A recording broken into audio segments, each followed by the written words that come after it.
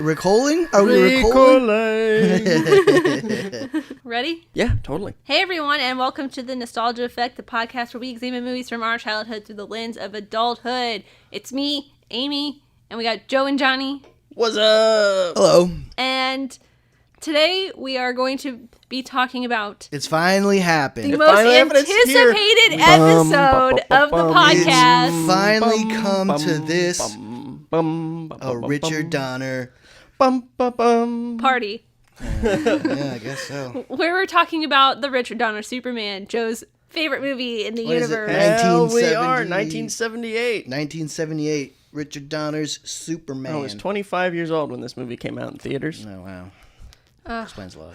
But before we get into that, we're gonna not talk DC movies. We're gonna talk Marvel movies. Well, Marvel TV, kind of. And Marvel TV. Yeah. We got one Marvel movie we're gonna talk about, and three Marvel shows. Well, we got a Yeah. preview. This is like the first real preview of those three shows, right? Right. Yeah. Disney Plus's WandaVision, Loki, Yep. and Falcon and Winter Soldier series. Because the Hawkeye one was sort of postponed. Is that right? I don't know. I don't know. I haven't heard much about that besides their announcement of it.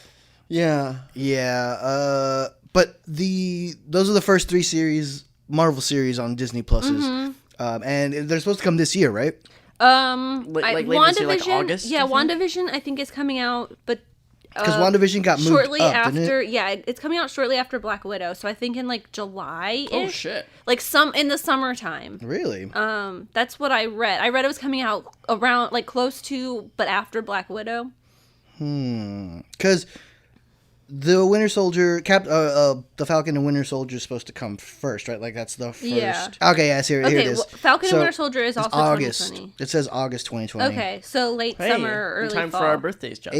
Hey, I know. And then WandaVision's supposed to be in December. Oh, okay. Oh, I thought WandaVision was coming first. Yeah, I did too. Really? Because I thought it was always going to be the Falcon and Winter Soldier was always going to be the first one. Huh. At least that was my interpretation of it. Yeah. Interesting. With their release schedule. But Yeah. who fucking knows? Because Yeah, I'm looking at this article from Marvel's website. It's published on the 4th of February, so not too long Yeah. before this Yeah. episode is recording. Yeah. And yeah, it says exactly what Johnny just said. Falcon, Winter Soldier, August, WandaVision, December. Interesting. And then what about Loki? Does it? No, I don't think Loki's Yet. supposed to be this year. I think No, Loki's 21. 21. Wow. Wow. Yeah. That's nuts. It comes out, I think, actually maybe even later than that. I don't know. What If comes out in 21. That's Oh, the yeah, the animated animated one. I'm Yeah, really yeah. excited for that one because one. they're bringing back a bunch of like old cast members to do voices for the characters, and I'm Yeah. like, that's gonna be super cool. Well, and Peggy Carter is Yeah. Captain Britannia or Captain Britain. I don't even know. And then, like, yeah. I want to know It's as going to little get into as possible. weird territories. Yeah, I want to which know is as gonna be little as awesome. possible about What If. Yeah. Because I just want it to blow my mind. Yeah, Yeah. yeah. I think it will. I think. I you're don't. gonna Yeah, have I a lot don't of even fun think with I it. even want to watch a trailer for it or anything. Oh, and that one's got Jeffrey Wright. He's supposed to be the Watcher, right? Oh yeah, He's that's right. that's pretty Yeah, much yeah, yeah. the framing device for like this thing is that Yeah. we're through like Is Watcher it the not Watcher. what everyone said Stan Lee was in Yeah. all of those? Yeah, well, because in he all of his has appearances? he's got that cameo in what is it, Guardians, Guardians 2? 2, Where he's in talking yeah. about everything But happening. he's talking about all his cameos. Well, he's Yeah. only talking about I mean, but in the conversation, he's like, in that one, I was a Federal Express man. And he's talking about his role in Fantastic Four because he's the mailman for that building. And his cameo is... Oh, he's talking about. I thought he was talking about in the end of Ultron, where he shows up and he says, "Tony Stank, I have a maybe. That's what I thought he was talking about too. or Because not Avengers, Civil War." Civil Yeah. War, yeah. Could be that. I mean, I took it more as... Because the first time I saw him in that delivery person role is... that's his cameo in Fantastic Four. Which I Fantastic mean, I don't. Four? I think... Is it the Josh Trank one? Or I think it's the first one. No, I mean, Oh. I'm saying no, the first one, not the recent. not the reboot. Yeah, the I reboot, think whatever it was. think that they were pulling from Civil War. Could be. Yeah. Because I feel like that would have been more timely for audiences. Plus, it keeps it within the MCU as it currently was. Right. Is. Makes Right. sense. Right. But yeah, and I seem to recall they were talking about Robert Downey Jr. coming back as Tony Stark, but as Jarvis essentially. Like he's an AI that somebody has programmed. And I think they're doing like zombie stuff too. Yeah, they're doing. Well, I mean, the whole point of that is that it's animated, so they can do all these crazy stories. Yeah. But yeah, the cast is, with characters that we know already, we're familiar with, and it's cool that we get the same actors to at least reprise those roles. Will Chris Evans be coming back to be like Cap or anything? Well, I remember hearing something where he basically didn't like shut the door with any sort of finality on ever doing anything Cap related again. So maybe. It would certainly be easier. All he has to do is come in and record versus having to like get bulked up or get into old man makeup or it'd be a lot easier. For if him. I know Chris Evans, and I don't, he's probably gonna get yoked either way. He's constantly yoked. And then but this Captain or this Falcon and Winter Soldier is going to be pretty cool, I think, because the little snippets that we have seen. What was it, like the Super Bowl trailer where they had? They had like it was like 3 very, very mini teaser trailers. Yeah. Yeah, it looks interesting. It definitely. I mean, I'm glad they're doing it because I definitely feel like oh, great diversity, but it doesn't count if we don't see it. Giving him the shield. It's like, oh, that's great, but it doesn't count if we don't see it. I do think it's interesting because they announced these series like way back when. Yeah. And when they announced Falcon and Winter Soldier, I was like, that's gonna be boring. This is before Endgame. This is before anything, really. This is like when they first were like talking about it, and I was like, that seems like a boring show. Like I wouldn't want to watch that. And then now I'm like, that seems like a pretty cool show. I kind of really want to watch that. Yeah, because I feel like it's gonna be almost anthological. Is that how you would say that? Anthropological. Anthological. An anthology. Each episode is kind of anthology, but they're still tied together. It's like a different. Yeah, I'm wondering what it's like a different sitcom tone in each episode, maybe. Of Falcon and Winter No. Soldier? Oh, I thought you guys were. I got distracted. No, I was like, that sounds more like WandaVision. Yeah, I thought you guys were talking about WandaVision. It's like I thought they were only going with that whole really crazy idea with one show. I know, right? I was like, I got distracted looking for the Loki release date. Yeah, because I feel like with Falcon and Winter Soldier, like obviously there's been some leaked photos that I've seen with U.S. Agent. Have you seen those? No. So it looks like. Well, how much do you guys want to know? Not I didn't want to know. Not this. as much. Well, but I guess if you're cursed with it, you might as well share it. I'm not the only one burdened with knowledge. So U.S. Agent, who is essentially like the person that the United States government elects to be the shield bearer, goes crazy. Like they take the shield away from Sam. I think they give it to this Captain America wannabe, and then he kind of goes off the map. And I think they have to go stop him. Interesting. Yeah.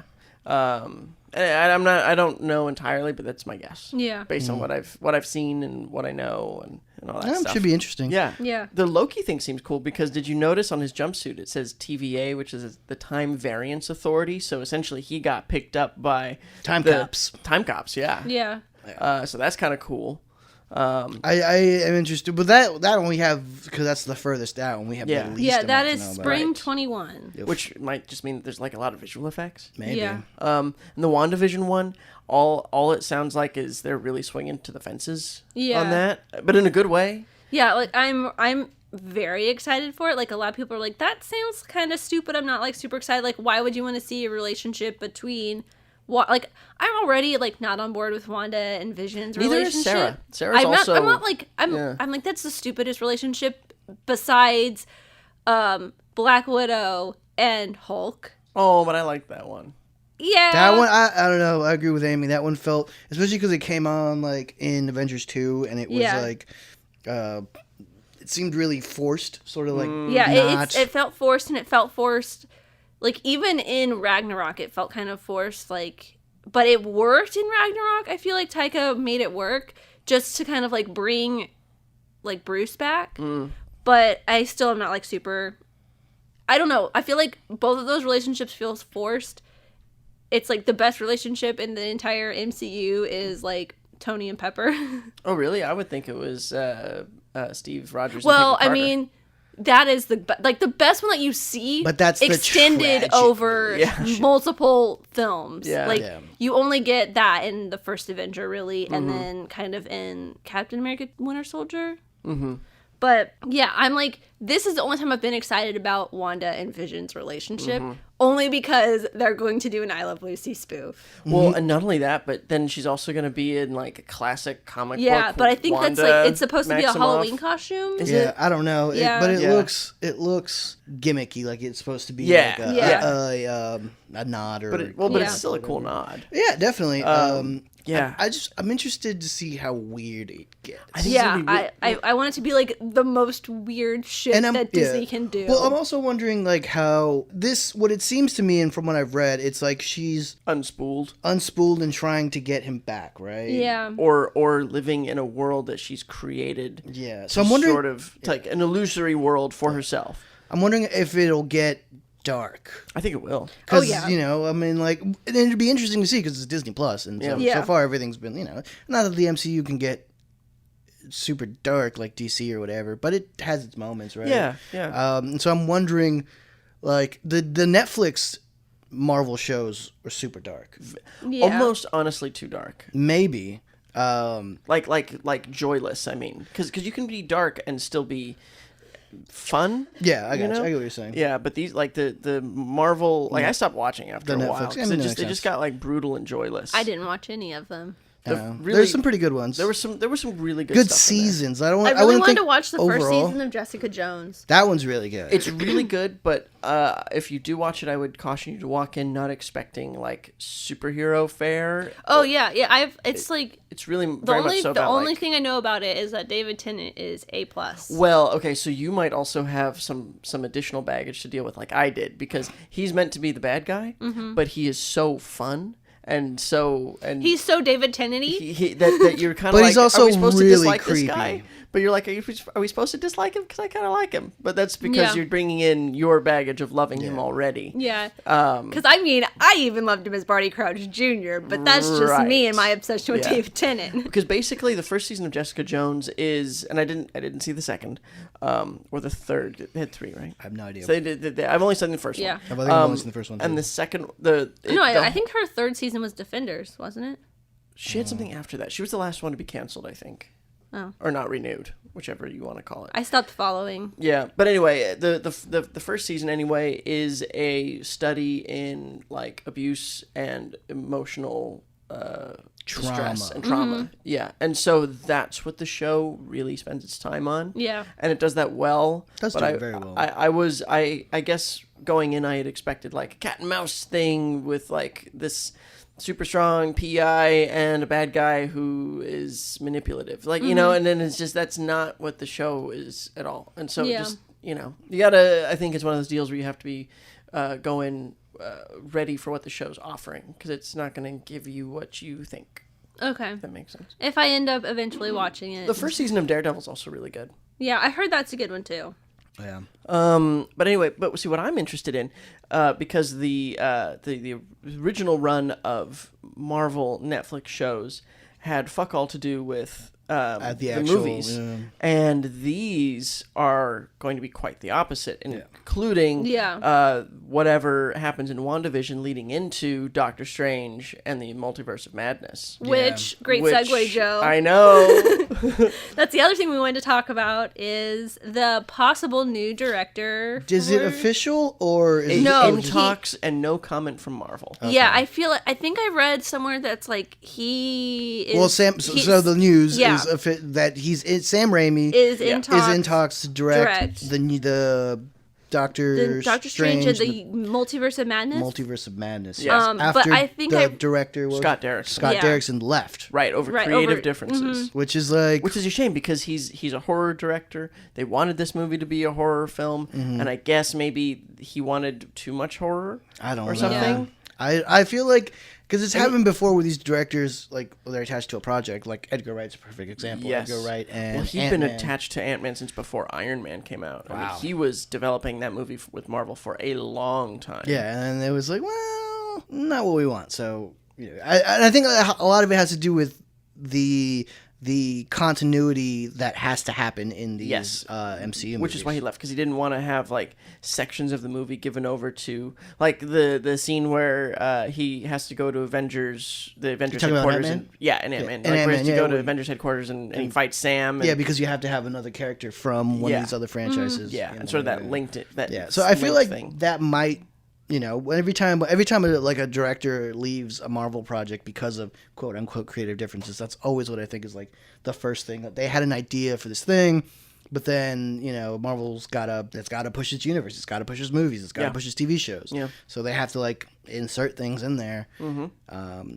So I don't know, but that leaves us with possibly Sam Raimi, which would be amazing because I love Sam Yeah. Raimi. And he can get pretty bonkers. Oh, and yeah. Doctor Strange, clearly, as we all know, can get pretty bonkers. Oh yeah. I am wondering Amy's take on this because Mm-hmm. you hate Sam Raimi. That is a broad generalization. Well, I it just is. hated Sam Raimi's Spider-Man movies. But the things that you hated about those movies are very Sam Raimi things. You know, Yeah. sort of the heightened reality stuff. Also, and looking the- at his IMDb, they're the only Sam Raimi directed movies that I have seen. I've seen movies that he's produced, like Crawl. I loved Crawl, but he also was only a producer on that. Right. So you've not seen Army of Darkness, or No, 'cause I feel but- like Army of Darkness in a lot of ways is like pure, unadulterated Sam Raimi. Yeah, so maybe I it's, and should maybe Drag Me to watch. Hell. it's the silliest, I think. It I is. would say I need to watch peaks Evil Dead. Evil Dead 2. So well, not like all of the Evil Dead. Like Well, I I mean- should watch Evil Dead 2, and Army of Darkness. I would. I mean, yes, because they're great. Yeah. I feel like all of them. But all right, so Minus Evil. the tree raping stuff. Yeah, Evil Dead 2. The first like 20 minutes are like a short remake of Evil Dead 1. But Evil Dead 2 is more like, it's very much Raimi. It's Yeah. horror and comedy. It's slapstick and like weird, goofy, silly shit. Yeah, almost like Looney Tunes level. Which almost is stuff that I like. Which is what makes it great. Evil Dead 1, straight horror. Yeah. Pure horror movie. Well, see, here's the thing. You guys know I watch YouTube channels that do. I watch this YouTube channel called Dead Meat that does kill counts, and he's done the entire Evil Dead series, and he did like the remake. I think there was a there was a remake in like the 2000s. I thought it was like 10. It was Yeah, like around the 2010. time where they were doing like all of those like really gritty, dirty remakes. They did like a Friday the 13th remake, a Halloween remake. Yeah. I forgot about those. Yeah. I mean, I worked on that one when I worked at Sony. The Evil Dead remake. It was just pass through capture, but that's how I saw it. Yeah. I remember thinking like, there's good things and quite a lot of bad things about this. Yeah, but he did the first, like he did the Sam Raimi ones, and I was like, okay, I kind of dig it, but it wasn't like the whole movie. He was like pulling chunks out of like story and stuff. I have Evil Dead 2 on Blu-ray if you want to borrow it. Yes, I do have Army of Darkness. Yes. Shout Factory. Put out by Shout Factory. Yeah. Believe it or not, I've actually never seen Evil Dead 2. What? I've seen Evil Dead, And you've seen Army and of I've Darkness. seen Army of Darkness. Oh my God. I've not seen Evil Dead 2. Because like it takes like they're like what is it, iterative steps. Yeah. And so like Evil Dead 1 is just pure. It's like super low budget horror filmmaking. You Yeah. know, and then Evil Dead 2 it gets a little sillier, a little crazier. Yeah. And then and then Army of Darkness, Evil Dead 3 is just bonkers. It's Yeah. just pure silly. Because It's not that's the even a one where horror he movie. like goes back in time. Yeah. And he's like in a castle. And Yeah. he gets thrown Yep. in the pit. Yeah. Yep, that's Army of Darkness. That's it. Yeah, so I mean, I am interested because we all know I love funny horror movies. Like, I mean, Maybe. Do we all know that? I don't know. I don't know if we know that. I feel like I'm learning this slasher right now. movies are like my favorite horror movies. Like, Maybe. Well, I feel like Evil Dead is not. It's not slasher. Did you like Cabin in the Woods? Because yes, I love Cabin in the Woods. I like. Well, I mean, like I'm saying, like slashers. Like Nightmare is like my favorite slasher series because I love Freddy. He's hilarious. And This isn't. This is more. And I mean, I understand that it's not a slasher movie, but I also love like horror movies that are really funny, like Cabin in the Woods. Yeah. I really love that kind of stuff. Like I just like the kind of Ready or Not's kind of like a funny horror movie also. Sure. It's fun. I mean, well, that's the thing. Evil Dead 2 is fun. Yeah. Yeah. But there's an underlying brutality to his horror film stuff. Yeah. And like Drag Me to Hell is, I think, another really good example of that. That is a good example. And also put out by Chef. Also Chef. I QC'd that, and I was like, I don't know if I like this. It's pretty gross. It's I mean, pretty it's gross. got Because a there was lot like of the gross scene out. with the old lady in the backseat of Yeah, the car. yeah, and she's like, yes, yeah, I no. vividly remember that scene because I pretty gross. rewatched it like 4 different times when QCing the bonus features, Yeah. and I was like, I don't like this. And you can always count on like a Sam Raimi evil demon villain thing to do like a Throwing little up. dance, Oh, you yeah. know, like a Yeah. little like jig, and it's Yeah. always like, what the hell are you doing, demon? Yeah. But I am interested because I was interested because you've only ever seen the first two Spider-Man. To be fair, Spider-Man the only 2 Spider-Men that exist. word. And you hated in his them. universe. In his universe. Because So- I did just watch Spider-Verse again for the 5th time last Hell night. yeah, that's a movie. That is pretty good. But so he's, I think it's a good fit. Sam Raimi, Doctor Strange, Multiverse of Madness seems very interesting. Yeah. I mentioned it earlier that this maybe could be an opportunity to bring Ash from the Evil Dead series into the MCU. Well, Bruce Campbell's gonna cameo. I mean, Bruce he Campbell's has gonna to. be in there. Yeah. Yeah. I would be very sad if we did not get a Bruce Campbell. I mean, he does a cameo in every Sam Raimi movie. Everything. Yeah. So I'm excited. If this turns out to be true, I love this plan. I'm excited to be a part of it. it's fucking great. Yeah. But are we ready to talk about Joe's favorite This movie? is what we came to I'm do. literally look on my watch. I changed my watch face today. Wow, For Superman. It's Superman. Oh yeah, Joe got a new smartwatch. I did. Oh. That he's I been did, it's true. he's been oogling over this thing for as long as I've known him, and I've known Joe for 2 years. Wow. Yep.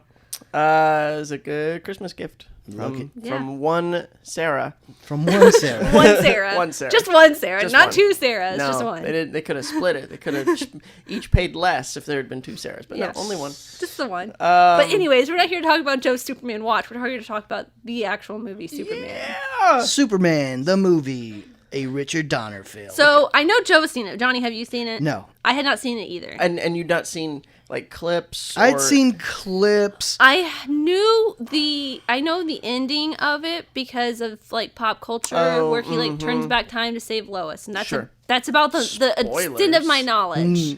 like so this is for both of you, but like in not watching it, was it a passive not having seen it, or was it an active don't want to watch Superman, don't want to watch an old film, don't care, never, or was it just was never convenient to see? It like, was a Little more from of a column passive. A, little from column B. It was like I was never going out of my way to not watch it, but Yeah. I never went out of my way to watch it. It was just like, one, I don't think I knew what the hell it was for a long time. Okay. 2, Superman always kind of bored me Okay. as a superhero.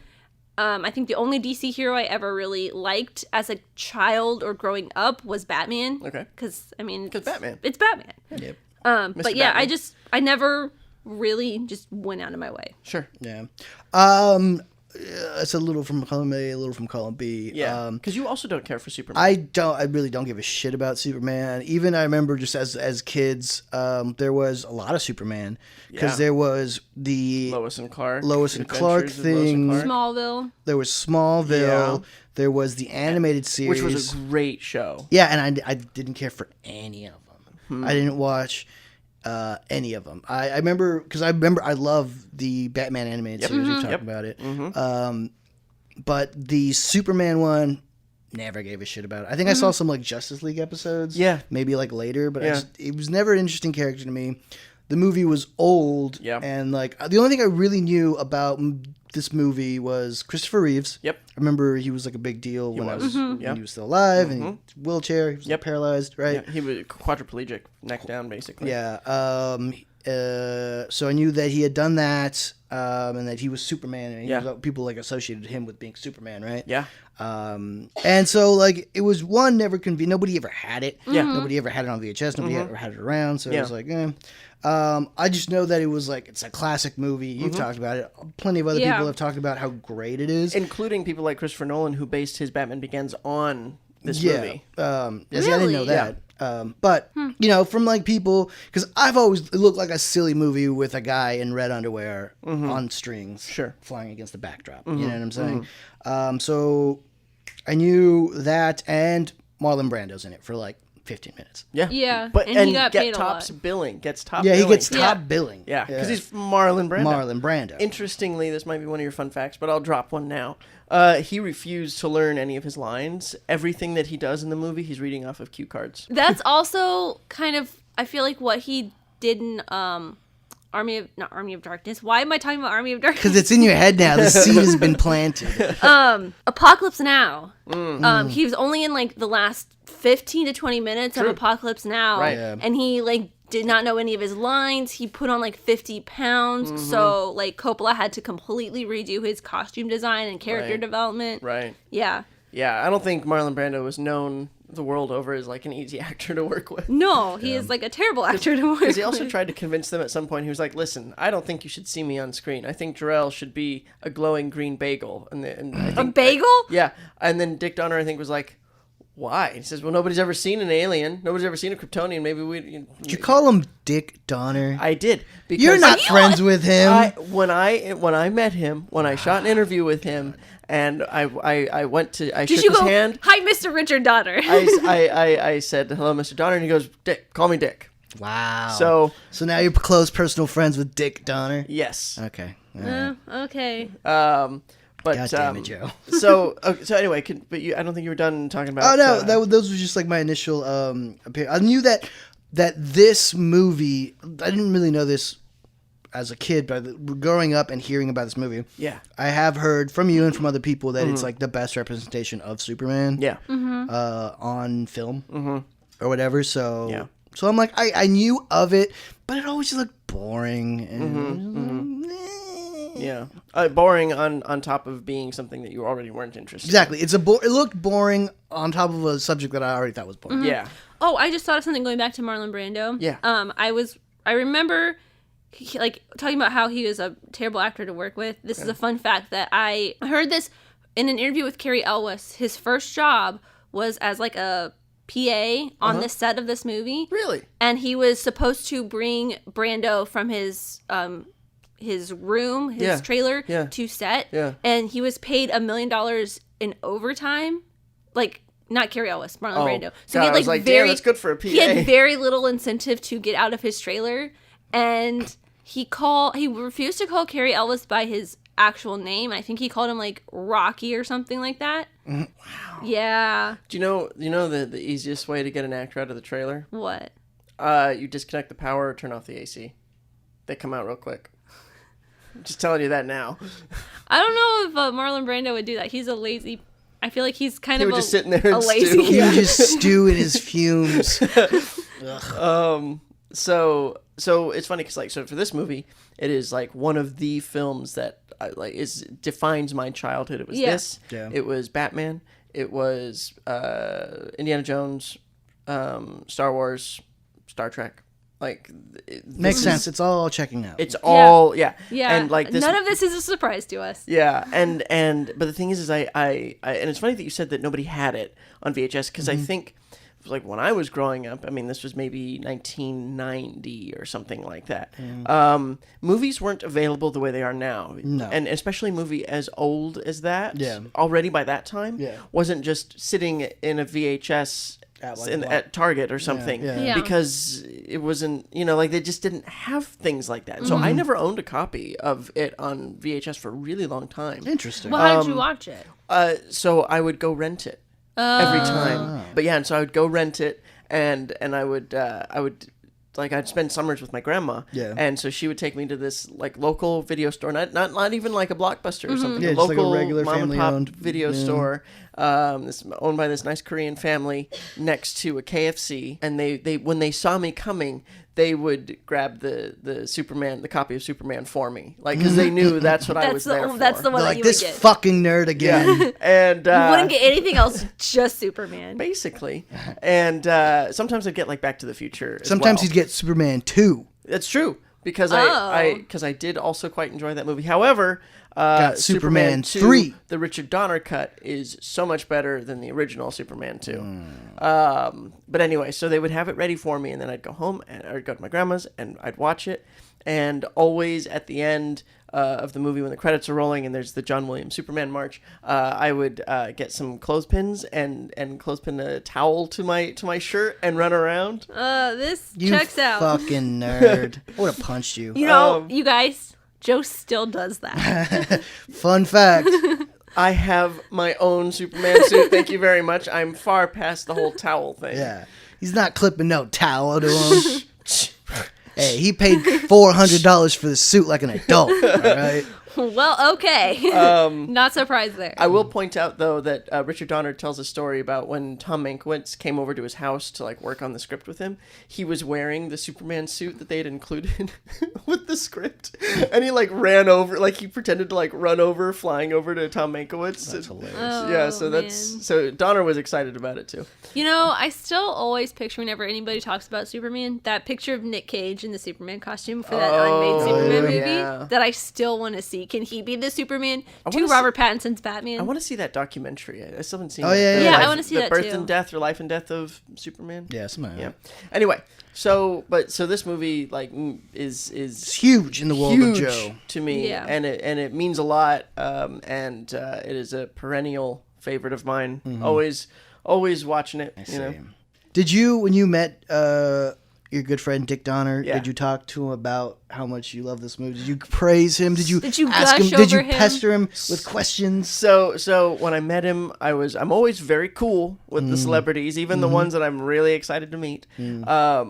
But and so I was, talking to him and everything, and and he asked me about all my gear, and I was explaining everything. He was like, "Oh wow, that's really cool," because he was curious about the little A7S. He's like, "That's amazing. That's a camera that's good." And I was like, Yeah. "But these lenses that I'm using are from the '70s," and he's like, "Oh wow," So he was all kind of blown away. And then at some point we got to talking about his work, and then and that's when I let it slip that I was a lifelong fan, that Superman was my childhood, and that you were trying to not cry. yeah, and so he said, "Oh, thank you, that was a great." He really, like, he's talked endlessly about that movie. Yeah. It's I mean, in a career full of big movies, that's one of his biggest. I mean, it's Richard Donner's Superman. Yeah. Right. That's how it's colloquially how known. it is known. Yeah. And so he said, that was he's still proud of that movie to this day.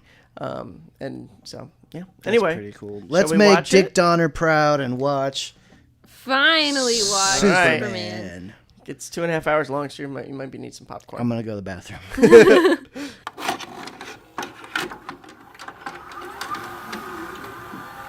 And now, our feature presentation.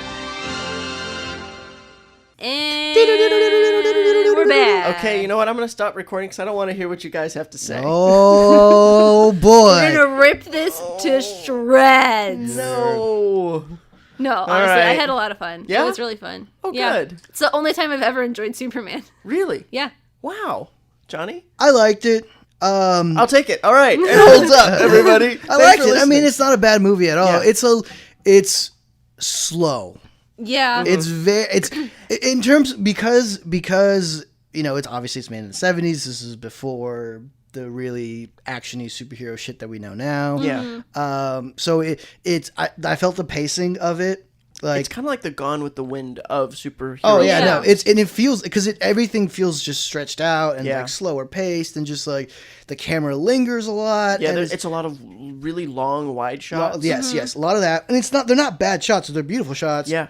Like everything in Kansas. Yeah. Oh, Yeah. everything in Kansas yeah. is great. Like sweeping and beautiful and epic in this way that movies aren't really mostly Not like now. that, yeah. Movies don't do that now. And so I really liked the beginning with all the stuff at on Krypton. Yeah. I thought all that stuff was very interesting. It reminds me of like the 70s shows, like sci-fi stuff that we work Yeah. on here at Show Factory. Yeah, yeah. For like the design and all that stuff.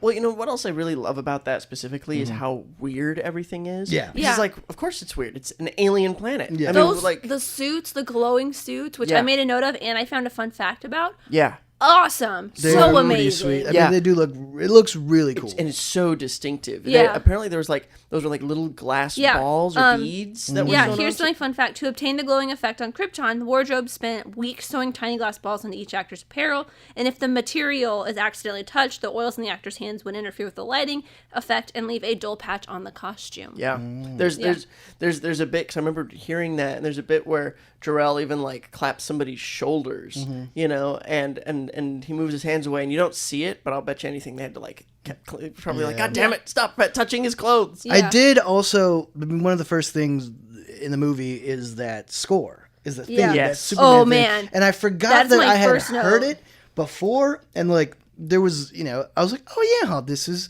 Superman. This is my brain made the connection with the music, and then Superman, and I was like, oh yeah, that's right. Is it a Universal title? Warner Brothers. Warner? Okay. Well, so originally what it was is it was back in those days, like producers would take movies to studios and the studios would distribute them. Yeah. And that's what the Ilya and Alexander Salkind produced the movie and then like essentially sold it to Warner yeah, because Brothers. I was like, I heard the score and I was like, oh man, this feels like something that I've heard like at Universal Park. But I think it also may be the fact that it's a John Williams score. Yeah, it's and a march it's like, too. Yeah, and it feels like a combination of the Harry Potter scores and Star Wars scores And Indiana Jones a Yeah, little bit. it's like every John Williams score that I've ever heard. So it is John Williams, right? It is So John it's Williams. like, That's right, okay. yeah, it's like everything in every park that I've ever been to. It's Sure. like, there's John Williams. Yeah. And that score, so that's interesting. The score was until like they weren't as inextricably linked. No, from like Superman. it was a score when I heard it. I mean, I've heard a lot of John Williams Yeah, stuff yeah. before. So when I heard it, I was like, oh, I've heard this before, and I was like, oh yeah, duh, this is the Superman Yeah, theme. yeah. Like if I've seen clips of this movie, it's usually underlined by that Yeah, theme because yeah. it's usually a clip of him flying and doing something heroic, and that's Yeah. I just didn't connect it, and then when I heard it again, I was like, "Oh yeah, this is." And I was like, "This is a really good theme. Yeah. This it's is like so this is good. a really good theme." And there's I love it because there's the Superman march, which I think is brilliant. But then there's also Is that what it's called, the Superman March? I think it's because it is a march in I like guess, I don't in terms of like sort of the tempo of it. Yeah. But yeah, it's just Superman theme, Superman march. Either way, Indiana Jones is a march, Star Wars is a march. Yeah. But then there's another March Madness is a march. really, Boom. but there's another really great theme in there, and that's the theme between Superman and Lois. That I don't think I really Yeah. caught that one as much, but it's beautiful though, and it's kind of like lost because of the great Superman march, but it's a beautiful sort of quieter theme that I really love. But you're saying about the pacing because it is true. It is slow. It's a '70s movie. Yeah. Well, and he like Superman, like you don't see him in costume until almost an hour into the film, and that's for that brief flyby. Yeah. And then it's another, I want to say 15 or 20 minutes before like heroic. So you're an hour and 20 something minutes into the movie before that helicopter rescue scene. And it's just like, I don't know. I'm just like, no, get to it. Come on. Yeah. I was like, I already know this. Like, just get to him being Superman. You know, it's funny that because I feel like probably back then people knew it, but it had never been put on screen exactly. before. Yeah. And I think that's one of the things that like I did not love Man of Steel, but I was glad that it didn't spend any time trying to tell us where Superman came from because we already knew. Yeah. And like I appreciated that shorthand, even if I thought the rest of the film did not handle anything particularly well. Yeah. But Yeah, I thought a lot of the Kansas stuff, like, it helped build up Clark Kent's character. Yes. Like, and show that he's kind of this, like, not bumbling, but kind of, like, very He's suppressing. soft-spoken. He really wants, as like a teenager, he really wants to be, exceptional. because he knows Yeah. he is, Yeah. but he has to temper himself. Yeah. And like that struggle. But, yeah, because that then carries over to when he's working at the Daily Planet. newspaper, and he's, like, kind of just this, I don't know how to describe it, but a lot of the Kansas stuff, I was just like, okay, this is just but you got it. Like you, Yeah. and I think it's more to, like you said, is more to do the fact that you kind of know this already. That Superman, he's this good guy, alien, crash landed. Yeah. He grew up in. I think it was farm. more. I liked the stuff, like when his parents, like his Earth parents, found him. I kind of liked that because then you get to see like baby Clark lifting the back of the truck and stuff. But the teenager stuff, I was just like, okay. See, and I kind of, what I like about that, because I think what the movie does that a movie now would have to do with a lot more economy is make you care about him long before any of the superhero stuff happens. Which I think is, I think it's good. And like I said, Christopher Nolan like used this movie as a blueprint because we don't see Bruce Wayne show up as Batman for a really long time in Batman Begins. But that's a little bit, I would say that's a little bit different because Superman's always Superman. You know what I'm saying? Yeah. And Bruce has to like be trained to become Batman. He becomes Batman. Right. Although I was going to say it is interesting. I think DC, unlike Marvel, is the secret identity is the lie to the world. Clark Kent is the lie. Yeah. He really is Superman. Bruce Wayne is the lie. He really is Batman. Really is Batman. Yeah. But I only mean in terms of that we spend so much time with Bruce that we care about him as a person long before he becomes Batman. Yes. Yeah. I get that. And I think that's what this movie does, and it also sort of gives us, because his Clark Kent persona, he's still sort of working on it, and in Smallville, that he's still sort of working on who Clark Kent will become, and because he is still Superman, ultimately, and that he is struggling against wanting to be exceptional and prove that he is to everybody, and but then also ultimately his father saying like, you were put here for a reason. And it wasn't to like play football. Yeah. It was something better. I don't know what it is, but you're gonna be great. Yeah. You know, and to have that be what he's about, that he's ultimately Clark Kent decides that he's not interested in the spotlight for himself. You know. Yeah. Which. Yeah. I guess makes sense. Again, this is going back to my I'm just not interested in Superman, Clark Kent. What I do like from this movie, Christopher Reeve's portrayal of Clark Kent and Superman, and the way he switches around. Yes.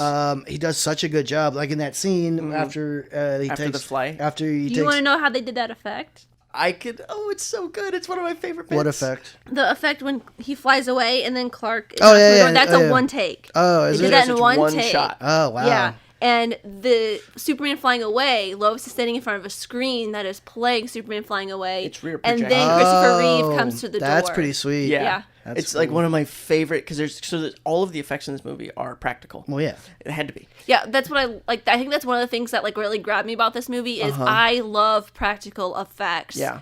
And it's just, it does practical effects. Yeah. It does. I did write it down. It does a really good job with miniatures. Yes, it does. The miniatures are so good. Joe and I both are like obsessed with miniatures. Yeah. And it does a really good job with miniatures. I mean that helicopter rescue scene. For me is such an exhilarating scene. When he catches Lois and then everything's like, oh, it's okay, and then the helicopter falls and he just catches that too and flies up, and it's, I feel like, because that's also rear projection, the building flying by is rear projection, and I think that's, for me, what makes the movie age much better than other things. Really? Oh yeah. I would. You don't think so? No, I hated all the flying stuff. Really? You know what it reminds me of? It reminds me of Puma Man, the MSC3K episode. I don't know if you ever saw it. No. It's basically, he's a superhero, right? Yeah. It's all that. It's just like shitty rear projection flying with like, the strings and stuff. I don't know. It looks really bad. Really? I still think didn't it think looks it bad. looked that bad. It made me laugh. Like it looks silly to me. Especially when he first starts, when he flies with Lois, that first time or whatever. I don't know. It doesn't look good. I don't like it. It took me out of the movie. Wow. Yeah, I didn't think that was the effect that I was like. And they spent a lot of time flying. I wrote down in my notes that the flying scenes aren't as charming as it wants The it to flying be. scene with Lois, I did think went on a little Way bit too too long, long. especially with that voiceover. The It was poem supposed to be thing. a song. She was supposed to sing that song. Yeah. Really? But Richard Donner was like, I don't like this. We're not doing it. She's just going to talk. Whole new world. Yeah, no, I don't know. That's, and a lot of Superman has to do with him flying. Yeah. Yeah. And him, like, it just reminds me of a bad movie. Wow. Really? yeah. Because like it. I didn't, the only qualm I had about that flying was that it just went on for too long between him and Lois. And then I was just like, but it still looks kind of cool. No. But also Like I when they find fly like, through the cloud layer. yeah, and all that. I find like cozy comfort in old movies like this. Like, Yeah. like a nice warm blanket right out of the dryer. That's what it feels like when I watch an old movie from Yeah. like the 50s, like actually even like the 1920s to like 50s to 70s. Yeah. And it's like has these practical effects and it's just kind of old and old looking. I'm just like, I love that. Yeah. It's cozy. Yeah. I think that's why I liked it so much. Is like it just reminded me of like good times. Yeah. I guess. Yeah, I don't have that. So yeah, I didn't like the flying scenes. I'll put it that way. Yeah. The movie is fine. Like I said, I think Christopher Reeve's phenomenal Yeah. as that dual. Yeah. The way he switches it up. He's completely two different personalities. Yeah. Because what's cool is I don't know if you noticed this. Part. The part on his hair changes. Superman is one way and Clark Kent's the other way. Yeah. And then you can see after that Lois flight scene. Yeah, when she puts- walks away, he and takes off his glasses and he stands up straight. Yeah, and And he's a whole different person. Totally Yeah. different guy. And the way he talks, Yeah. like, is different. Like, Yeah. But at the same time, Christopher Reeves does a really good job of, like, you know, the mannerisms of making these two characters different persons. Yeah. But it's always like been a stretch to me that I can't make That people wouldn't recognize. that people wouldn't recognize him. Yeah, I feel like to some extent it's I think it's largely because, you know, like you see somebody who's flying around and has crazy super strength and everything, that you just wouldn't assume for a second that it's somebody you know. Yeah. Yeah. You know. But I mean, But like, do you want to hear something really funny to that point? yes. In Roger Moore's autobiography, he witnessed Christopher Reeve walking through the canteen at Pinewood in full Superman costume, oblivious to swooning female admirers he left in his wake. When he did the same thing dressed as Clark Kent, nobody paid any attention. Interesting. That's funny. So there you go. I mean, Yeah. well, I mean, I get that's kind of the reasoning behind his whole secret Yeah. identity is that Clark Kent is this kind of weak guy, right? And nobody thinks much of him. Mild-mannered. Yeah, mild-mannered, milquetoast guy. Yeah. And then Superman is obviously a god. Yeah. And the difference between that is what keeps his identity a secret, Yeah. I suppose. But like the funny thing is about the glasses, no glasses thing. When I used to work at Dunkin' Donuts, I would be getting up at like 5, 6, 8, or like 4 or 5 a.m. to go in and like make coffee and stuff. And I would put my contacts in because I was going to work for 12 hours or something. Yeah. And then I would come into work, off shift, and be wearing glasses and like not in my uniform. Yeah. And nobody that I worked with would recognize me. So it's like, I mean, glasses do change the way you look. Absolutely. Maybe. And then also the dress, like the Yeah, clothes, and you wearing know. something different. I don't know. I don't buy it. I don't buy it. I feel like if I saw Superman and then I saw Clark Kent, I'd be like, hey, I know who you are. It's like that the Molecular Man sketch on Saturday Night Live. Do you remember that with Conan think O'Brien? so. And like he's you know they're like all the people at like the Daily Planet are watching like, whoa, Molecular just defeated that bad guy, and then in comes Conan O'Brien like wearing a suit, and they're like and then they say something about Molecular, and he stands up and he goes, the Molecular Man, and they all stare at him. And they're like, you're Molecular. And he goes, yeah. And he like walks out. and then later on, like he's in Mexico hiding out, and everybody's wearing like big mustaches and everything. And then same thing happens, and he comes in, and somebody says something about Molecular, and he goes, el hombre de los moleculos. And then he goes, tú eres Molecular. Sí.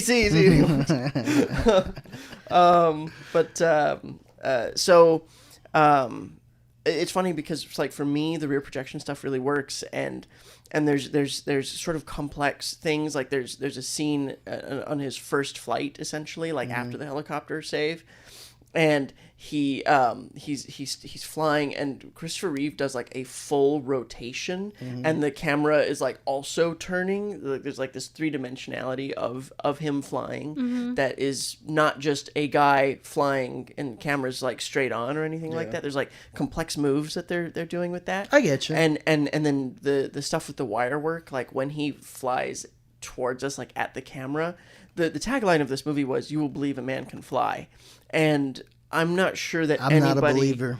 Come on, it's a fun movie. I'm not saying it's a bad movie. Yeah. I don't know if it's. I think half of it's a fun movie. Mm-hmm. When he becomes Superman, it kind of picks up a little bit. Yeah. But like, and maybe because I'm so used to this new genre of superhero movies, or this new era of superhero movies, where it's like things are kind of connected into like some bigger plot. And I know there is a plot with Lex Luthor and the ridiculous plot, which is ridiculous. But Gene Hackman's great. He's brilliant. I wish there was more Gene Hackman. That is like my biggest issue with this is I wanted more Gene Hackman. He's so great. He's so good. He's as Lex so Luthor. good. Like I wrote down my favorite line of his. It's like when Superman is trying to break in and he like knocks down the wall and Lex just goes, "It's open, come in." Yeah. And I'm just like, God, that is so good. When he's just so not afraid. Yeah. He's like so nonchalant about it too. Yeah. And what's funny is like he basically he only wants to take down Superman for no other reason than he hates everything that he stands for. Like it's like it has nothing to do with he's gonna ruin my plans. It's just like I don't like what he's doing here. I simply just do not like this man, even though I've not met him. I have to destroy him. Yeah, I mean he's crazy, right? He lives underground. He does. Although honestly, it's a pretty sweet place. And if you've it's ever so been to cool. New York with the shoe boxes that people live in there, I think that would Well, he probably made a be joke the way to about live. that. Yeah. And then the Otis and Miss Tessmacher, both morons. Especially, I don't know if you noticed, but when he's showing all the new places, Marina Del Lex and Lexville, Otisburg. It's a tiny little place. It's He just looks at him. He's like, But did you happen to notice further north there was Tessmacher Peaks? No. And there was like two mountains. That's pretty good. That's a good one. I just live. Miss Tessmacher's got her own place, Otisburg. And it's like, do you know the reason why? What is it? Why 200 is so vitally descriptive to you and me? It's your weight and my IQ. It seems like that's a Joe joke. It is. That's It- one yeah. that, It's. I feel like a lot of Joe's humor came from this movie. Yeah, it makes sense. And that's what it's. I don't know. I'm a modern man. All right. Yeah. It's not too old, but it's definitely my issues with it is the pacing. It's very long and it's slow at times. Yeah. Also, and this again, it's just I feel like it's Superman. There's for a long period, not a long period, but it's Superman stopping petty crimes. Really. Yeah. Yeah. Which is not exciting to me. I'm not. It doesn't. I don't know. And there's no like. And I don't know. Lex Luthor. There's no like big fight really. Right. I mean, it really, it's just So that's actually something sort of interesting because I feel like this movie is also, in a lot of ways, a prototype for all the superhero movies that have come since. Yeah. Because really, Superman was the first TV show with George Reeves, and not related to Christopher Reeve. Yeah. But Or Keanu Reeves. yeah, all different guys. It's not like Albert King, Benny King, Freddie King, No one knows what BB you're talking King. about. Nope. All different guys. Not the same guy. Anyway, but Superman was the first. He was the first TV show, first movie. Yeah. And so, like, Lex Luthor is very much so I'm gonna fight the bad guy. I'm gonna fight the good guy with my brain because he's not gonna risk the soul of Gotham in a fist fight with you, Yeah. And so like that whole sick choice thing of the two missiles going in opposite directions, it feels very much like in Sam Raimi's Spider-Man. Yeah, when he drops his thing. Yeah, he's like, choose, and drops both. And so like that's who Lex Luthor is. He's basically just gonna push Superman to his limit, and Superman. Well, he's trying to break down the moral character of Superman, right? Right. And like the Joker does it too with Batman. You know, he says you're gonna have to choose: save Harvey or save Rachel Dawes. Yeah. And I feel like that comes from this. Huh? You know, I could see it for sure. But yeah, I don't know. Something about it, I was just like, it's good. yeah. I think it's a well-made film. I don't know if I would watch it on my own again. You know, the other interesting thing, because I think, like, you sort of pointed out that, like, Lex Luthor's plan is bonkers. Yeah. You know, because he's essentially creating real estate. Yeah, he just wants Yeah. to make, which, I mean, the thing makes is sense. land, it's the one thing they're not making any more of. Yeah.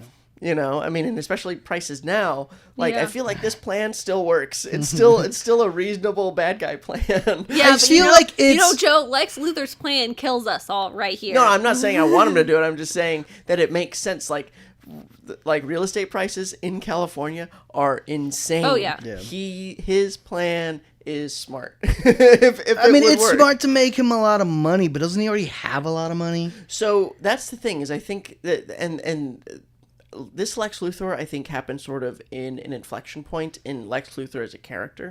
Because in the old days, like in the early days of the comics, if I remember correctly, Lex Luthor, his whole deal was he was a mad scientist, and he didn't like Superman because Superman once stopped one of his schemes, and it like backfired and he lost all of his hair. Yeah. That's why Lex Luthor doesn't like Superman, because he made him bald. You know? And so and then in the 80s, Lex Luthor became an evil businessman. And so this is like an in-between point for Lex Luthor as a character. He's not the mad scientist, but he's not the businessman that we, I think, identify him as being. Jesse Eisenberg. Yeah. Well, and that's sort of the interesting thing about like the changing nature of what we consider villainous, right? Because the Joker was a mobster in the early 30s and 40s, and now he's a terrorist, which is what we're arguably the most afraid of. Right. You know? Yeah. Or at least, well, the Jared Leto Joker is not a terrorist, but the Heath Ledger Joker is a terrorist. Yeah. Yeah. And before that, you know, he was a like serial killer, you know, and it's so. And so now, what do we distrust? We distrust businessmen to some extent, but we distrust a Mark Zuckerberg who's got control of everything. Literally played by the same By the character. same guy. It was very on the nose casting. Yeah. But like that's what we're distrustful of now. That's what we're afraid of now. Yeah. And so the Gene Hackman Lex Luthor is sort of an interesting in between. Because it doesn't feel like a Lex Luthor that I am familiar with. Right. Again, not familiar with a lot of Superman stuff. Right. Right. Just my general idea, like Superman, Lex Luthor, Yeah. whatever. I know the dynamic between them. Mm-hmm. So his plot is just very strange to me. But I guess you're right, because in my head I'm like, okay, he's gonna. I feel like it's very drastic measures to increase his portfolio. You know what I'm saying? Yeah. Like he's gonna drop a fucking bomb Yeah. And the San Andreas on the Fault. San Andreas Fault, kill millions of people just to make some money. Seems a little crazy. Quite a lot of money. Maybe.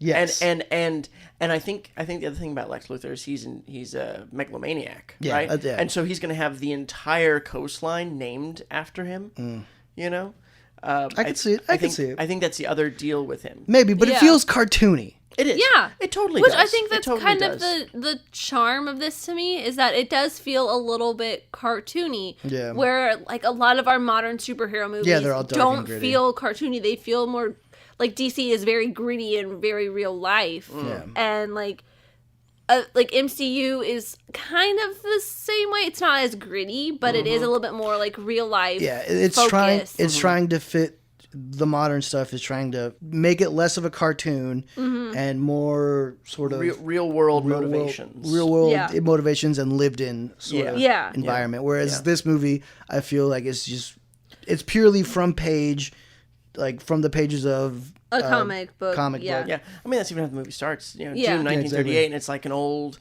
serial Yeah, in a which- theater. I was you like, know, Yeah. and a comic book read by a child. Yeah. Yeah. Which I think that turning point came with Nolan's Batman movies, where that's where it started becoming more real life, because like the Tim Burton Batman still feels a little cartoony. very comic book. Yeah. Oh yeah, Like, I mean yeah. definitely it's stylistically it happens in its own time period. Mm-hmm. Yeah. There's Yeah. like men wearing suits and fedoras outside, but there's still computers and modernish cars. It's just like Just what this it exists in its weird- own Yeah. time. Yeah, I think because we talked about that a little bit with The Mask a couple weeks ago. Yeah. Is like the Tim Burton Batman definitely feels like a gritty comic booky kind of thing, the way The Mask does. Well, and you're right, because Nolan's sort of brought it into like a modern age. I want to say his Batman films also, I don't want to say they exist in their own time, but there's nothing that necessarily sets them as happening in 2005 or anything else. They they're sort of timeless in a way. There's no brand new cars that will tell you, oh, there's a like, I don't know that you ever see a Prius in a Christopher you Nolan all film. see kind of a generic, generic town sedans, car. yeah. And then like the only new vehicle you see is Bruce Wayne's Lamborghini, the Murcielago, and which is like bat in Italian. Yeah. But anyway, also interestingly, one of the things that sort of Richard Donner aimed for at the time was, and he had it like on his desk, was verisimilitude, and that word means not realistic, but seeming realistic. And I think that's what he aimed for with this movie. Was it didn't feel, even though maybe like the plot and sort of the motivation of Lex Luthor is comic booky in sort of a cartoon way, the movie still feels like it happens in our world. See, it doesn't though. No? That's not for me at all. It feels like I'm watching, I don't want to say cardboard cutouts, but like it doesn't feel real. Like none of it feels real. There is no, especially because there's no, this movie obviously was made before I was even alive. All the cars, all the costumes, all the, like the helicopter scene. In my mind, I'm like, why does a newspaper need a helicopter? Yeah. Like, was there ever a time that happened? Newspapers were a big deal. Yeah. I know they were big deals, but did they have helicopters? I wouldn't be Probably. surprised And if for they what did. reason? It's probably the same reason like news studios have helicopters now. Yeah. Well, but that's because you have to broadcast whatever is happening. Yeah, live. but they also use that to like get to places.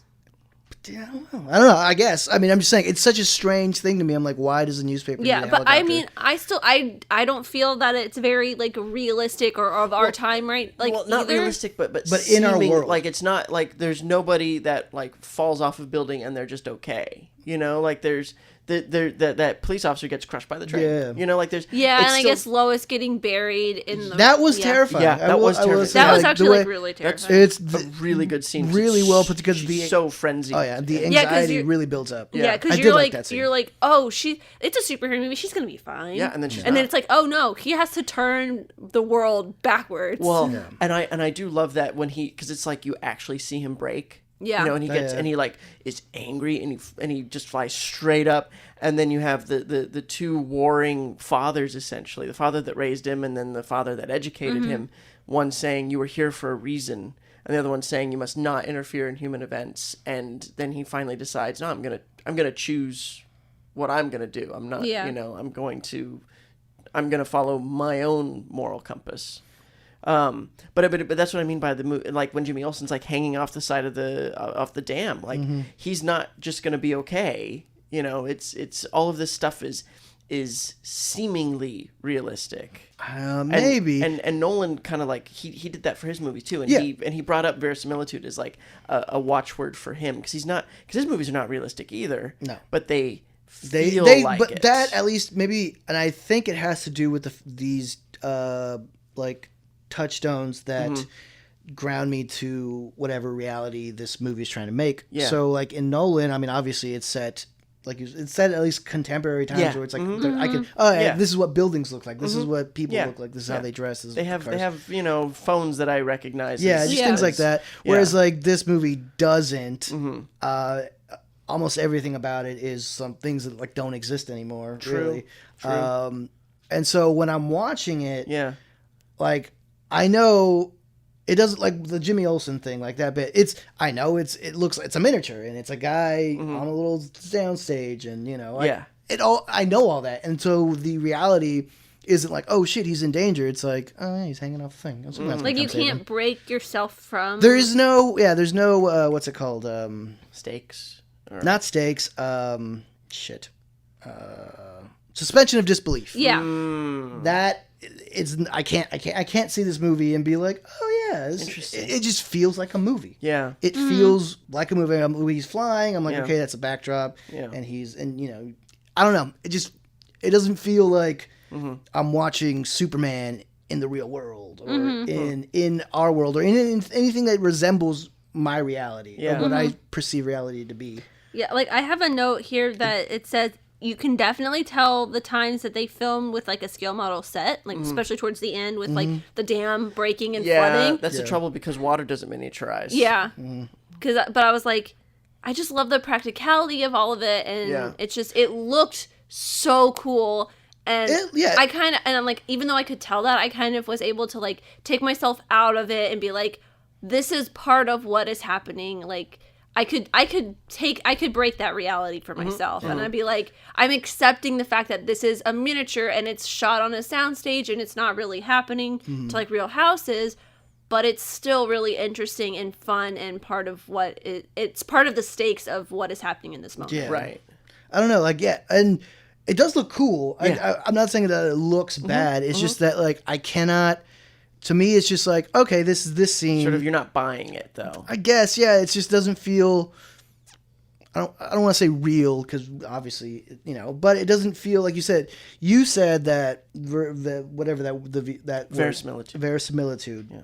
Yeah. That it feels real, and it doesn't feel real to me. It feels to me. It feels like, oh, this is movie making, and it very much feels like old Hollywood movie making style. Yeah. And for older films, it's easier to I can have this suspension of disbelief because the whatever the story is usually not this fantastical. Yeah. It's not this. Yeah. I mean, there's epics, like Ben-Hur and like all this other shit, but that feels more lived in, more feeling real than it, than Really? this. Yeah, I did not get that from this movie. so everything interesting. felt like not fake, like That's so like interesting. part of a movie. Because like there's stuff like on the news floor of the Daily Planet, and everybody, all the sort of the controlled chaos of a newsroom, and everybody talking over each other, and the Perry White, trying to. You can see him desperately struggling and losing the fight for people to not call him chief, and like all of that feels real. It feels it feels sort of wonderfully not verite, but it feels organic to me. Yeah, I don't know. I guess. And just how layered it is, and then there's never just one thing happening in the movie. That it's like, the scene where he's talking to Clark and he says, you gotta have, you gotta get a backbone. You gotta, you gotta learn how to do these things. You gotta stand up for yourself. And then while he's talking to him, Lex breaks in and he says, I'm talking to you on the only thing that anything more than four legs can hear, and I'm gonna kill a bunch of people in the city. And he's like, and so as Perry White's talking, Superman's like, oh, shit, I gotta get the hell out of here and deal with this, and it's like there's constantly other things happening at the same time, or like when he introduces Clark to Perry White and then he's telling Jimmy to get him coffee while they're still trying to have another conversation. Like there's two conversations happening at the same time, which movies now don't do. That's a very 70s thing. You don't. Yeah, you see a lot of people talking over each other in older movies. Which I love, and I really miss that. And like this movie has that, and it feels so natural.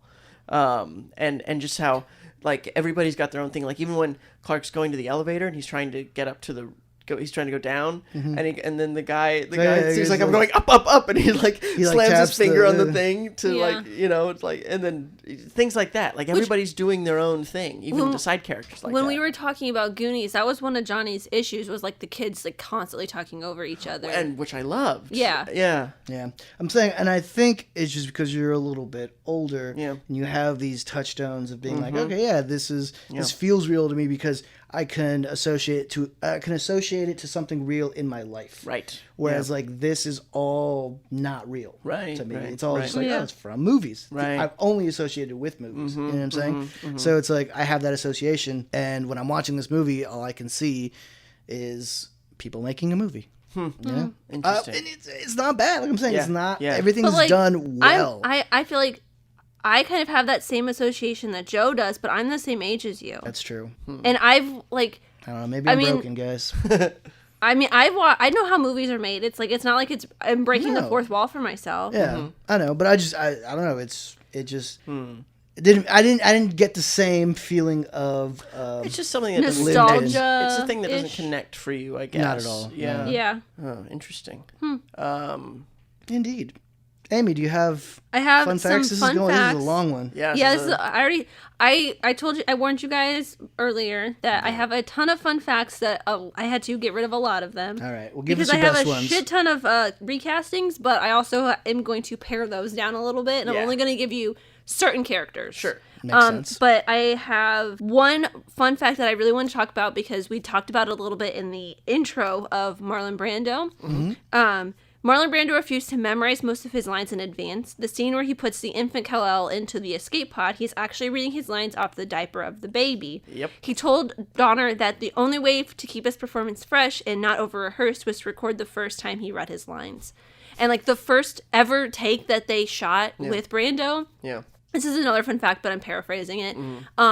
He told Donner to just roll the cameras on rehearsal. And Donner's like, why? Why would we do that? And he goes, well, you never know. And Donner said that first take was the one that they ended up using in the final film. Yeah. Yeah. And thing is he's still very good.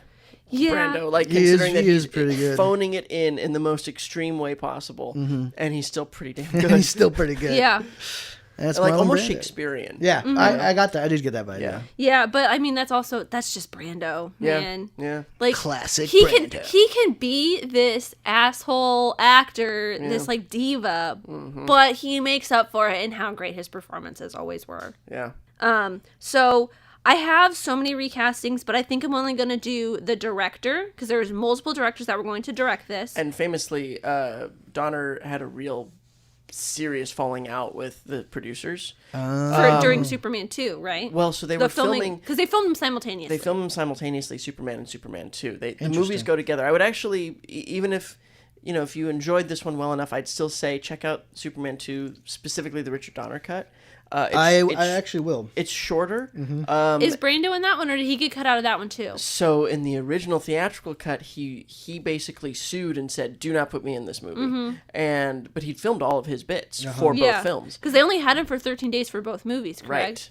Right. And so, but in the Richard Donner cut, they reconstituted all of the original Brando stuff. So it sort of closes the loop on that father-son relationship that's sort of at the core of this movie, of both movies. Because they replaced Jor-El with Lara, his mom, and it just kind of feels like, where did she come from? Like, she's in the movie, but it's like, why is she all of a sudden the thing that he's talking to all the time, you know? It just, like, thematically didn't work. So yeah, Brando's back for the second one. It's a shorter film, it's a little bit more actiony, and it's a really good example of all of the events of the first film leading into the events of the second film. So maybe Johnny will like that one better because it is a little bit. It may have more action. It's more connected. Continuity and more connected. Yeah. And the Richard Donner cut, they like went back to the old original effects plates. So all of the special effects, even though a lot of them are new, they're not in your face new like Star Wars Special Edition. Yeah.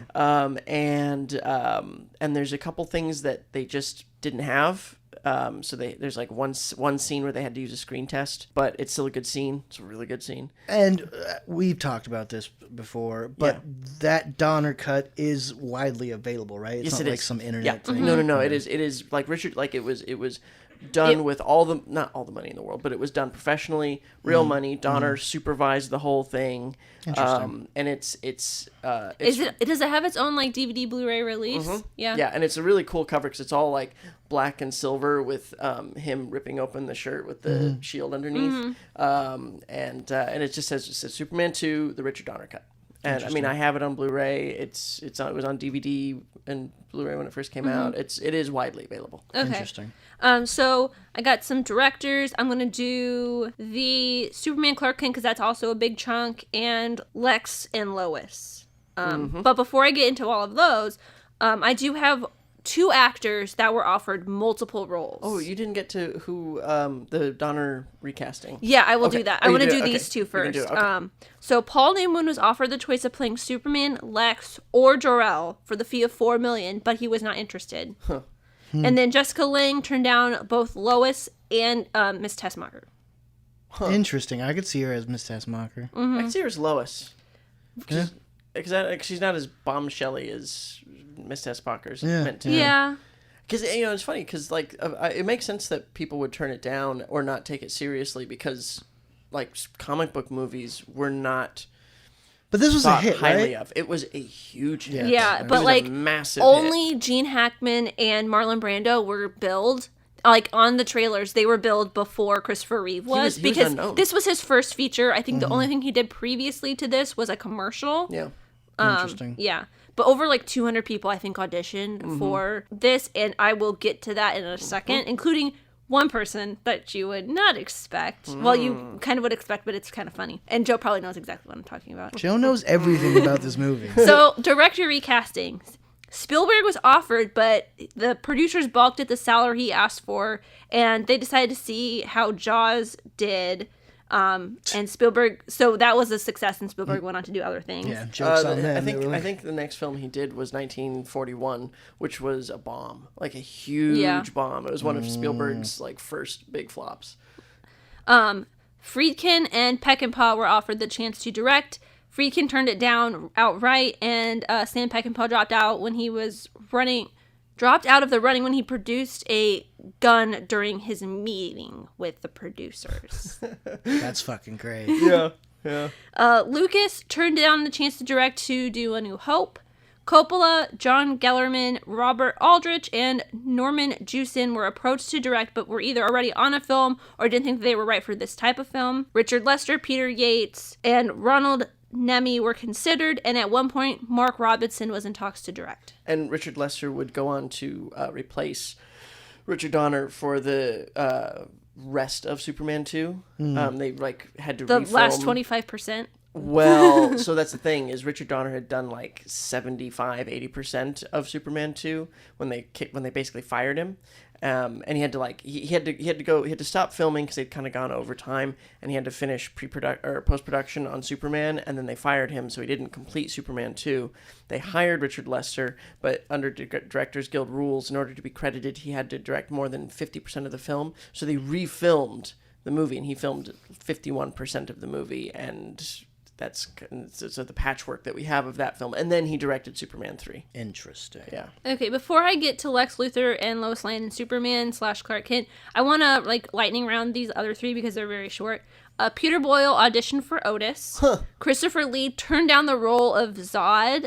Shit. Because he had just moved to Hollywood as a tax exile and did not want to have to return to England because they filmed at Pinewood. Oh, yeah. And then Charlton Heston was considered for Jor-El, Wow. which I think that would have been Interesting. interesting. Christopher Lee is as Zod would have. Honestly, though, Terrence Stamp is really great, and you get to see him more in the second one. But I can't imagine Christopher Lee as Zod. That would be pretty cool. Yeah. But I feel like Peter Boyle as Otis would have been really funny That would have too. been great. That would have been great. Like Young Frankenstein. Okay, Lex Luthor. Dustin Hoffman turned down the part of Lex Luthor. George Kennedy, Jack Nicholson, and Gene Wilder were considered for the role. Nicholson went on to play Joker in Batman and was considered to play Luthor in Superman projects in the 90s, but was ultimately shelved. Which I think that would have been the Nick Cage Superman, if I'm not mistaken. God, that would have been so weird. Jack Nicholson As Lex as Luthor. Lex Luthor with Nick Cage Superman. No, I don't know if I want to see that. For Lois, among the actresses who screen tested, Ann Archer, Leslie Ann Warren, Deborah Raffin, Susan Blakely, Stalker Channing, and Abel Bryan. Whoa. Whoa. What was that? One of the reasons Margot Kidder was chosen over them was the fact that she was the only one who saw humor in the line, "What color underwear am I wearing?" Yeah. Shirley MacLaine, Liza Minnelli, Christina Rains, Barbara Streisand, and Natalie Wood were considered. Jennifer Jason Leigh was considered, but producers turned her down because she was too young. Yeah. And finally, Carrie Fisher was considered. Wow. that would That have is been weird. that is one of the 3 Star Wars and New Hope connections that are found within this, and I already mentioned the other one of Lucas. Yeah. And then finally, get ready for the solid page I have of Clark Kent / Superman recasting. Oh, jeez. Because these came all as single lines on the IMDb fun facts page, so I had to like type them all up. Robert Redford, Clint Eastwood, and James Caan were all offered the movie's title role, but turned it down. Redford wanted too much money. Eastwood said he was busy, and Caan said there's no way I'm getting into that silly suit. Numerous actors were considered, including Muhammad Ali, Warren Beatty, John Beck, Charles Bronson, Sam Elliott, Dustin Hoffman, Burt Reynolds, Chris Christopherson, Nick Nolte, Al Pacino, Arnold Schwarzenegger, Ryan O'Neal, Jeff Bridges, Jan Michael Vincent, David Soul, Robert Wagner, Christopher Walken, John Voight, and Elton John. Jesus. What? They just went to everybody. Yeah, I'm not done. Warren Beatty and Robert Redford turned down the role. Nolte and Voight became frontrunners. Other unknowns tested for the role, including, this is the one where I was like, you would not believe this, Ilya Salkin's wife's dentist. His screen test is in the DVD extras. Yeah. What? Yeah. Yeah. I'm not done. There's more. James Brolin, Lyle Wagner, and Perry King all auditioned. Wagner was acting as Steve Trevor on Wonder Woman at the time. Steve McQueen was considered for the role, but ultimately rejected it for being out of shape. Legend has it that Nick Nolte was offered the part of Superman, but he said he would only take it if they agreed to make Clark Kent schizophrenic, which would have been very interesting. Which then he would go basically do that in Ang Lee's Hulk. Oh, yeah, I guess. Yeah. Yeah. Nobody saw that movie. No. Patrick Wayne was offered the role, but because John Wayne had cancer, he dropped out. Charles Bronson was deemed too earthy to play Superman. Burt Reynolds was a candidate to play Superman, but was deemed too recognizable and not temperamentally suited to play the role. No. Harrison Ford auditioned. This is the other Star Wars reference. Christopher Walken was considered for the role. Can you imagine? I But cannot. was deemed too wrong for the project. Yeah. Yeah. You think? Here's with the Burt Reynolds one. It's like, also Superman with a mustache would not have gone over very well. Wow. All the way back to today. It's Henry Cavill's mustache problem. Wow. Yeah. So I'm out of breath. Yeah. That's You're all all my flushed Superman. and sweaty and stuff. Yeah. I feel like I just ran a mile. I'm a little winded, a little lightheaded, you know. God, there are so many people, like 200 men auditioned, Yeah. over Jesus 200 men Christ. auditioned Yeah. for Clark Kent, and they went with an unknown, which I think probably was a good idea. Yeah. And he was great. Yeah, he was really good. I think, I know that the movie, I guess, maybe like sort of half worked for you. Yeah. But like, I think it holds up. Yeah. well, I was going to say, like, specifically just Christopher Reeve as Superman. I Yeah. feel like everybody who's come since is either doing a version of what he did or not getting it at all. But I mean, there's only been one other Superman on Well- screen, right? Like for movies. So, like, for movies, I guess there's two. There's Brendan Smallville. Routh, and Oh, yeah, that's right, there they did was that. Henry Cavill. Yeah. Dean Cain on TV. Yeah, that's right. Tom Welling.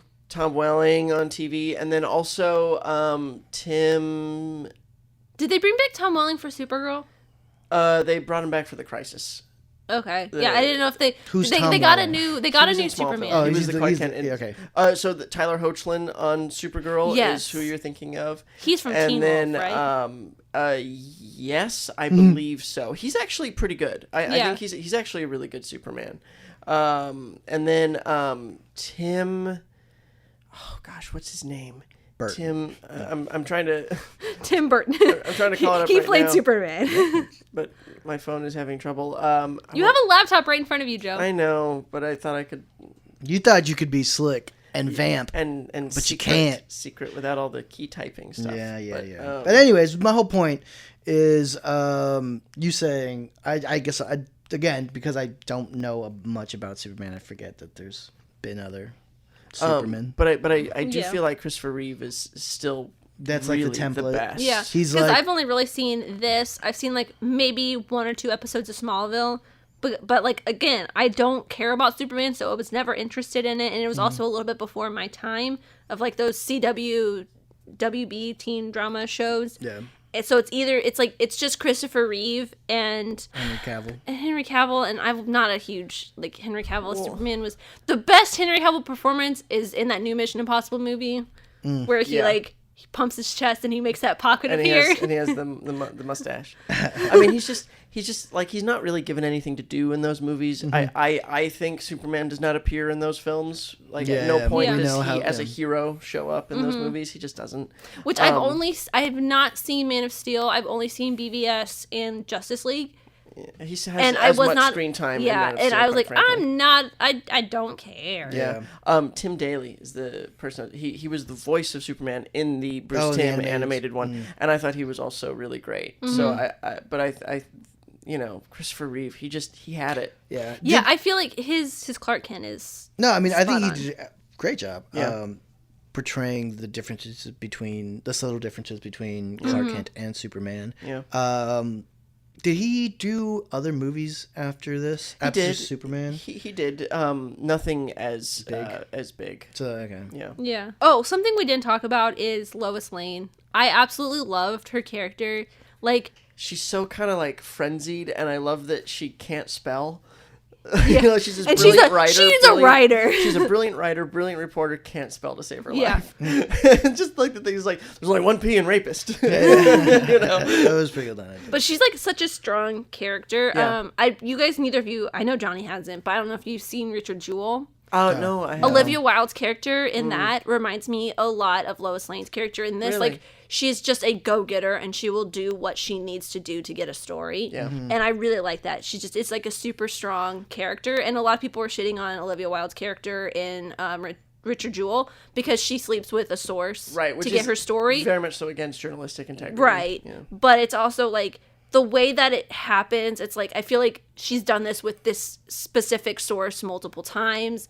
And it's also like it doesn't feel as slimy as like people were saying it it sounds is. like it Yeah. is, yeah. Like I don't know. It's just like Olivia Wilde did such a great job in that role, and I feel like she pulled maybe a lot of inspiration from Lois Lane's character in the Superman because they feel a lot of the same character to me. Yeah, I mean, I like Margot Kidder's Lois Lane.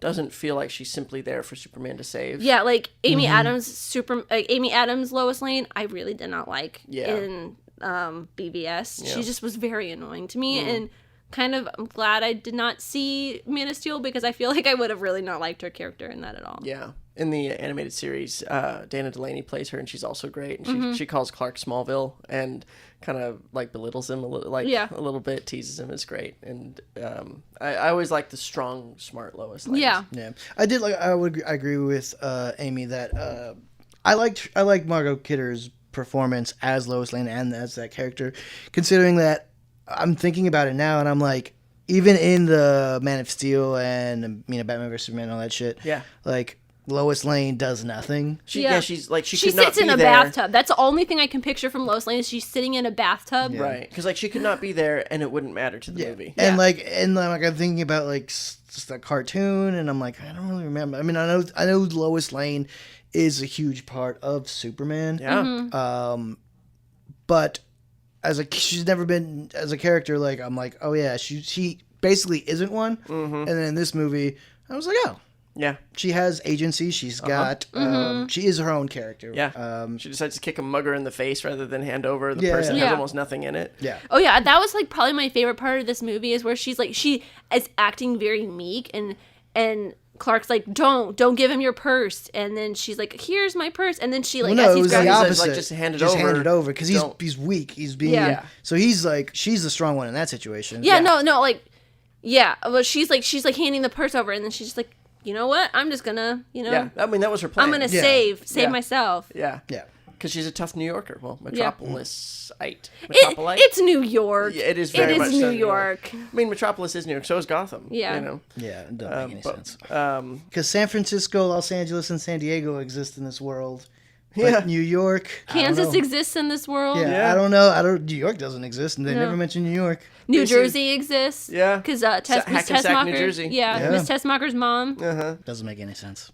So Which is funny because that's another thing, difference between Marvel and DC is DC has its own cities. Like nothing ever takes place in a city that we know, but Marvel's always in New York mostly. Yeah. You know, but like it's in real places. Yep. Yeah, Sokovia. Ridiculous. Yeah. Sokovia. Oh, a moment of silence for everybody who died in Sokovia. All right, so All right, I think It we held reached. up? Yeah, it helped. I think it I held literally up. wrote totally. Yeah? Totally holds up. that's good. I think it holds up. It's not, Maybe it's not for you not necessarily. I don't think it's like for me. It could be a Richard Donner thing. I don't know, man. We might be the opposites. We might be Whoa. the mirror of the coin. Right? Two sides to a coin. I don't know. Yeah. Richard Donner so far, at least on the podcast. Yeah. Wow. Well, Don't at me. I have all enough. right? I have enough love for him to cover your. That's fair. Your Yeah. dislike. and I have enough appreciation for him to I don't. cover. You know, they're fine movies. You should definitely watch them. I love Goonies. Sure.